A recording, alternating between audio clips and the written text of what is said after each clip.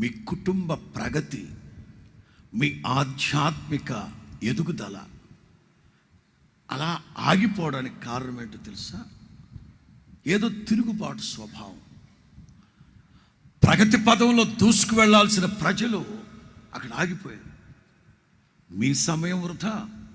దేవుని సమయం ఎన్నో సందర్భాలు చెప్పాను మీకు. రారా, ఎన్నో సందర్భాలు చెప్తా వచ్చాను మీకు. దేవుడు ఒక వ్యక్తిని పట్టుకొని నడిపిస్తూ ఉన్నాడు.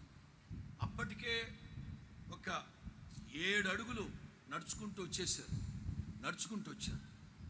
ప్యారలల్గా సాగుతూ ఉన్న ప్రయాణం, ఈక్వల్గా సాగుతూ ఉన్న ప్రయాణం, చక్కని ఇతనిలో అయినా ఏదైనా అవిధేయత వచ్చి ఒక 4-5 అడుగులు వెనక్కి పడిపోయాడు అనుకోండి. ఇప్పుడు దేవుని సమయం వృధా అయిపోద్ది. ఇప్పుడు వీడి సమయం ఎన్ని అడుగులు ముందుకు వచ్చారు? మరలా 4 అడుగులు వెనక్కి వెళ్ళిపోయాడు. వెనక్కి వెళుతున్న 4 అడుగుల సమయం వృధా. మరలా తాను 4 అడుగులు మరలా ముందుకు రావాలి. అప్పటి వరకు దేవుడు నీ కోసం ఏం చేయాలి? ఇక్కడ 4 వెనక్కి వెళ్ళాడు, 4 ముందుకు రావాలి, 8 అడుగులు. అప్పటికే సమయం వృధా అయిపోయింది కదా. బికాస్ ఆఫ్ అరగెన్స్, తిరుగుబాటు, మూర్ఖత్వం. సాఫీగా సాగాల్సిన ప్రయాణం స్టాగ్నెంట్, ఒక చోట స్తంభంగా నిలిచిపోయింది.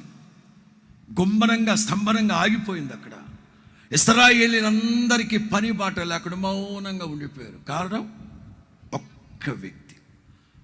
మీ కుటుంబాల్లో కూడా ఎవరో ఒక వ్యక్తి వల్ల పరిస్థితులన్నీ ఎక్కడ వేసిన గొంగలండి, ఎక్కడున్నావంటే అక్కడే ఉన్నాను అన్నట్లుగా ఆగిపోతున్నాయి. దీనికి కారణం అవిధేయత, తిరుగుబాటు, లేనిపోని విషయాలన్నీ తవ్వుకుంటూ రాద్ధాంతం చేసుకోవడం. సరే, అక్కడి నుంచి